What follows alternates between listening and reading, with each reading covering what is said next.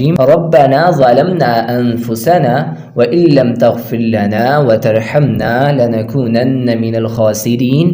اللہ نے ان کی توبہ قبول کی۔ پھر آدم نے اپنے رب سے کچھ کلمات سیکھے اور اللہ نے اس کی توبہ قبول کی، بے شک وہ توبہ قبول کرنے والا مہربان ہے۔ اللہ تعالیٰ نے فرمایا اب تم سب زمین پر اتر جاؤ، وہاں ایک وقت تک رہو گے، آزمائے جاؤ گے، روزی کماؤ گے اور ایک دن میری طرف لوٹائے جاؤ گے۔ یوں حضرت آدم علیہ السلام زمین پر پہلے نبی بنے اور انسانیت کا سفر شروع ہوا۔ علم حاصل کرنا عبادت ہے، تکبر اور حسد سے بچنا ضروری ہے، غلطی کے بعد توبہ کرنا نجات کا ذریعہ ہے۔ شیطان سے ہوشیار رہو، وہ ہمیشہ وسوسہ ڈالتا ہے۔ دنیا ایک آزمائش ہے اور ہم سب واپس اللہ کی طرف لوٹیں گے۔ انسانیت کو خلافت یعنی ذمہ داری کے ساتھ جینا ہے۔